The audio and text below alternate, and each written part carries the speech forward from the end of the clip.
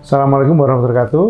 Salam sejahtera, Om Swastiastu, salam kebajikan untuk semua.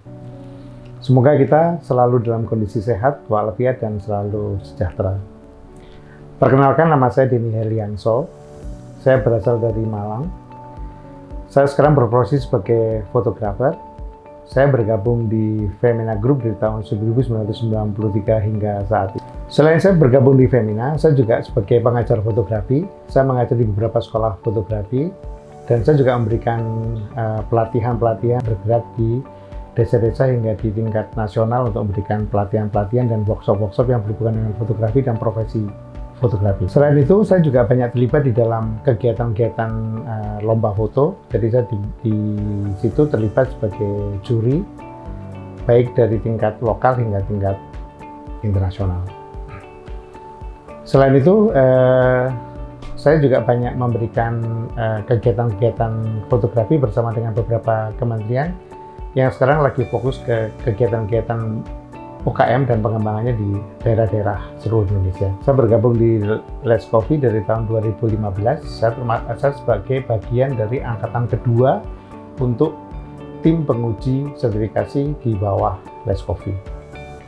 Saya telah melakukan uji di beberapa daerah di seluruh Indonesia, baik yang dilakukan sendiri maupun yang dilakukan bersama-sama dengan Bekraf dan beberapa lembaga-lembaga lain dalam memenuhi dan membantu fotografer-fotografer untuk mendapatkan sertifikasi profesi. Di Let's Coffee saya juga terlibat banyak, baik dari perencanaan, kemudian pelaksanaan hingga evaluasi, dan saya juga beberapa kali tergabung atau diminta untuk bergabung pada diklat-diklat dan pengembangan-pengembangan yang berhubungan dengan kemajuan dan pengembangan Let's Coffee ke depannya. Saya juga terlibat dalam penyusunan SKKNI fotografi dari tahun 2014 hingga pembentukan APFI atau Asosiasi Profesi Fotografi dari tahun 2015 hingga sekarang. Dan saya pun sampai sekarang terlibat sebagai pengurus di APFI sebagai Dewan Pembina. Dan saya terus membantu pengembangan sesuai dengan apa yang diperlukan oleh mereka-mereka yang bersertifikat untuk memasuki dunia usaha. Jadi saya banyak memberikan masukan-masukan itu karena memang mutu lulusan atau mereka-mereka yang memiliki sertifikasi profesi diarahkan untuk ke DUDI. Dan memang kalau kita lihat perkembangannya bahwa sebenarnya profesi fotografi itu adalah pencipta kerja, bukan pencari kerja. Sehingga kita betul-betul harus memberikan nilai tambah atau nilai lebih kepada fotografer-fotografer yang tersertifikasi. Selain dia mampu memiliki atau melakukan kemampuan fotografi terstandar, mereka juga harus mampu mengembangkan bisnis yang harus dihadapi dan dijalankan selanjutnya. Kali ini saya akan memberikan gagasan-gagasan saya sebagai salah satu tugas untuk mengikuti pelatihan calon master penguji dengan judul Penyelenggara Uji Kompetensi oleh LSK. Setelah saya mengikuti beberapa waktu di Let's Coffee, utamanya dalam bidang sertifikasi atau uji sertifikasi kompetensi fotografi, ada beberapa hal yang memang harus dibenahi menurut saya. Yang pertama adalah pada saat pendaftaran. Selama ini yang saya tahu dan yang saya lihat bahwa pendaftaran itu hanyalah berdasarkan data-data apa yang dimiliki oleh peserta. Cuman bagi saya data-data itu masih kurang dalam untuk mengetahui secara detail kemampuan dasar atau hal-hal dasar yang diperlukan untuk ikut dalam kegiatan uji kompetensi. Yang kedua, ada banyak hal yang tidak disertakan dalam pendaftaran uji kompetensi itu sendiri. Dan yang berikutnya adalah kurangnya menjalin komunikasi secara terbuka atau kurangnya si pendaftar untuk menggali hal-hal dasar apa yang dimiliki oleh pendaftar calon uji kompetensi. Setelah kita mendapat data lengkap dari calon peserta uji kompetensi, hal itu dikomunikasikan kepada calon penguji. Jadi calon penguji itu akan tahu secara detail mereka yang akan diuji oleh penguji. Sehingga penguji bisa mengukur sedemikian rupa apakah memang dia itu layak untuk ikut uji, ataukah memang harus ada persyaratan-persyaratan lain yang harus dikumpulkan lagi dan lain sebagainya. Sehingga dari awal penguji sudah tahu kemampuan dasar atau hal-hal dasar apa yang telah dimiliki oleh calon peserta yang mau uji kompetensi, sehingga komunikasi itu kan terjalan dengan baik, dan si calon uji pun juga bisa mempersiapkan dirinya sesuai dengan kemampuan yang ada. Seharusnya di form pendaftaran itu juga ada kemampuan dasar dari peserta uji sesuai dengan penilaian dirinya sendiri, sehingga dia bisa tahu kemampuan dasar yang telah dimiliki itu sejauh mana. Nah, itu bisa dikomunikasikan dengan calon penguji. Berikutnya adalah setelah semuanya terkumpul dan terhimpun dengan baik dan valid, maka dipersiapkanlah beberapa peralatan-peralatan untuk uji. Nah, selama ini yang saya tahu bahwa alat-alat yang digunakan untuk uji adalah alat-alat yang dimiliki pribadi atau dimiliki untuk keseharian dari calon peserta uji. Bagi saya yang ada di dunia usaha atau di Dudi, saya merasa bahwa itu kurang tepat. Karena apa? Pada saat mereka nanti masuk ke dunia kerja atau masuk ke dunia profesi dia secara profesional, banyak peralatan-peralatan yang dia miliki tidak sesuai dengan kebutuhan Dudi maupun dunia usaha yang ada di sini. Kebutuhan-kebutuhan keseharian dalam foto profesional. Oleh karena itu, tempat uji atau bagian dari yang menyiapkan peralatan itu disesuaikan dengan kebutuhan yang digunakan oleh Dudi atau dunia usaha. Berikutnya lagi, kenapa saya menekankan pada Dudi? Jadi pada saat mereka nanti masuk kerja atau dia menerima kerja, itu dia tidak harus menyesuaikan lagi dengan peralatan-peralatan yang ada. Sehingga pada saat dia bekerja secara profesional, tidak perlu lagi dia harus mempelajari, mengulang dari awal dan lain sebagainya, sehingga hasil awal yang diterima oleh klien atau oleh dunia usaha itu menjadi gagal atau tidak sesuai dengan kemampuan. Itu akan menunjukkan kelemahan dari si mereka yang punya sertifikat, dan yang kedua akan mengurangi rasa percaya diri atau rasa percaya dari pengguna mereka-mereka yang telah memiliki sertifikat kompetensi.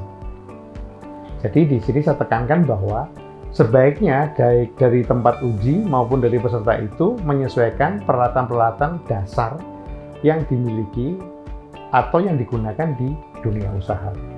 Karena selama ini yang saya lihat bahwa pada saat mereka masuk ke dunia kerja, peralatan yang digunakan itu udah setingkat atau dua tingkat lebih modern atau lebih canggih atau lebih simple daripada yang dimiliki oleh pribadi-pribadi masing-masing.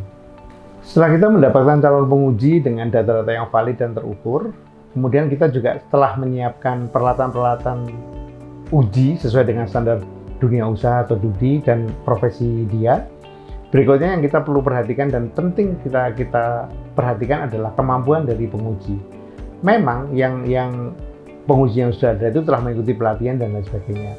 Cuman kadang-kadang ada beberapa penguji yang masih mendasarkan standar pribadi. Sementara dalam pengujian seperti ini itu sudah ditentukan standar bakunya seperti apa. Jadi pada saat sebelum menguji, kita perlu brainstorming atau kita perlu memberikan masukan-masukan dan lain sebagainya untuk mengingatkan kembali atau untuk menyegarkan kembali bagaimana dia menghadapi si peserta uji nantinya. Dan kita juga selalu memberikan pelatihan-pelatihan atau mungkin coaching-coaching untuk kegiatan-kegiatan yang berhubungan dengan materi uji dan kemampuan dasar yang harus dimiliki oleh calon uji. Sehingga standarnya itu sama, karena selama ini kalau kita melakukan kegiatan-kegiatan uji itu masih ada beberapa hal yang tumpang tindih dan sebagainya, walaupun itu sangat kecil. Cuman akan lebih bagus bagi saya apabila standar baik penguji maupun materi uji dan lain sebagainya itu dibuat oleh penguji, diukur oleh penguji, dan dievaluasi oleh penguji dalam forum penguji yang didampingin oleh master penguji untuk memastikan bahwa itu valid dan terukur. Berikutnya adalah materi uji. Memang kita lihat bahwa sekarang itu ada dua materi uji. Yang pertama adalah materi tertulis atau materi teori, yang kedua adalah materi praktek. Kalau saya lihat dari soal-soal yang ada, baik dari bidang satu dengan bidang yang lainnya itu masih terlalu dangkal. Karena di situ sebenarnya ujian teori itu masih bisa dilihat pada saat ujian praktek. Nah, menurut saya sebaiknya ujian-ujian teori itu memang betul-betul mengukur sesuatu atau melihat sesuatu yang tidak bisa dibuktikan dengan soal-soal yang ada di praktek. Demikian juga pada soal praktek, itu betul-betul kita harus membuat satu soal yang bisa mengukur beberapa hal yang harus kita ukur. Jadi kita tidak membuat satu soal yang mengukur persatuan. Jadi misalnya apa yang dimaksud dengan ini, coba tunjukkan. Itu adalah salah satu contoh soal yang hanya mengukur satu. Tapi kalau saya mengusulkan atau saya punya ide atau saya punya gagasan bahwa bagaimana kalau soal itu menceritakan sesuatu. Karena kalau dia menceritakan sesuatu di dalam bidang fotografi, itu dia akan mencakup beberapa hal yang terukur, itu dijawab semua dalam soal cerita. Karena soal cerita itu lebih dalam dan lebih luas, dan penerapannya seperti apa, sehingga dia tidak hanya mampu melakukan sesuatu, tapi dia bisa mengaplikasikan ke tempat lain, dan dia tahu bagaimana menunjukkan sikap kerjanya, daripada dia hanya menjawab satu atau mempraktekkan satu cara saja. Misalnya, memilih kamera misalnya. Nah, itu hanya satu yang terukur, tapi persiapkan membuat foto X. Nah, maka dia akan memilih body kamera, dia memilih lensa kamera, dia mengatur mood kamera dan lain sebagainya, sampai dia mengukur pencahayaannya dalam bentuk satu cerita. Dengan begitu, kita bisa menghemat waktu dan kita bisa mengukur lebih luas dari apa yang dipraktekkan secara langsung atau dijadikan soal satuan dalam praktek itu sendiri. Setelah kita menyiapkan teori dan praktek, dalam kegiatan pengukuran atau pengujian fotografi itu kita harus mengamati betul bagaimana perlakuan atau bagaimana dia melakukan tugas kerja yang diberikan pada peserta uji. Itu betul-betul kita harus mengamati satu persatu. Dan dalam pengamatan itu, kita harus selalu mendasarkan pada aspek kritis.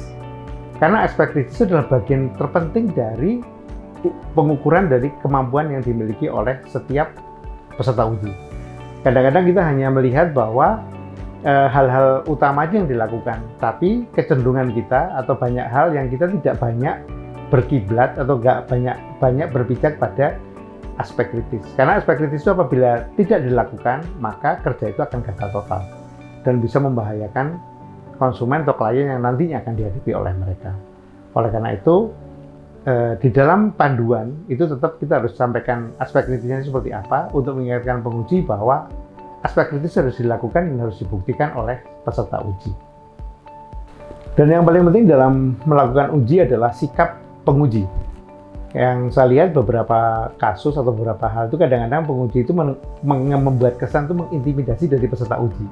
Itu yang membuat mereka jadi grogi dan lain sebagainya. Karena bagaimanapun juga walaupun dia sudah siap, dia sudah memiliki kemampuan cukup, tapi pada saat sikap penguji itu kurang menyenangkan bagi dia, atau mungkin membuat rasa tidak aman untuk dia, atau berkesan mengintimidasi, maka pengukuran itu menurut saya kurang valid. Jadi berikanlah jarak, berikanlah dia kesempatan, komunikasikanlah secukupnya dengan ekspresi kita yang welcome, dengan ekspresi kita yang hangat, dengan ekspresi kita yang seakan-akan bahwa tidak ada perbedaan atau tidak ada gap atau tidak ada bahkan bahwa dia sebagai peserta uji dan kita sebagai penguji. Itu sangat penting karena bagaimanapun juga suasana kerja uji itu sangat berpengaruh sekali pada psikologi dari peserta uji. Sehingga kita jangan terlalu banyak tanya, jangan terlalu banyak maju mundur untuk melihat itu semua. Jadi biarlah dia menyelesaikan tugas sesuai dengan apa yang diberikan. Demikian juga kita berikan kesempatan dia untuk menyelesaikan apa yang disampaikan, barulah kita memberikan komentar atau apa yang lain. Tapi pada dasarnya bahwa sebagai penguji itu hanya mengamati, melihat, mendengar, dan memutuskan bahwa dia memenuhi itu apa tidak. Nggak perlu kita harus memancing dia untuk melakukan sesuatu dan sebagainya, karena itu akan mengurangi validitas dari hasil uji tersebut. Setelah semuanya dilakukan, pada akhir sesi uji, kadang-kadang kita hanya, oke ya, terima kasih, kita sampai ketemu lagi. Tapi cobalah memberikan keterangan pada dia bahwa terima kasih, udah begini, kemudian nanti dari apa yang kita amati, kita akan rekomendasikan ke lembaga yang terkait, dan kita harus pastikan bahwa kapan bisa dapat pengumuman itu dan lain sebagainya. Tapi dengan kemajuan teknologi di mana semuanya itu nanti akan bisa dilakukan secara digitalized, Jadi semuanya serba terbuka. Itu yang hal-hal yang bisa disimpulkan dari apa yang saya sampaikan tadi, dari gagasan-gagasan yang saya sampaikan untuk memenuhi tugas sebagai calon master penguji. Kami mohon masukan-masukan dan saran-saran dari pengembangan ini semua, sehingga pada saat kita nanti betul-betul mengadakan pengujian di LSK dan sebagainya, itu kita bisa memiliki kesamaan nada, kesamaan kerja, dan kesamaan hasil. Terima kasih atas waktu dan kesempatan melihat dan mengamati apa yang telah saya sampaikan. Sampai ketemu lagi di kegiatan berikutnya.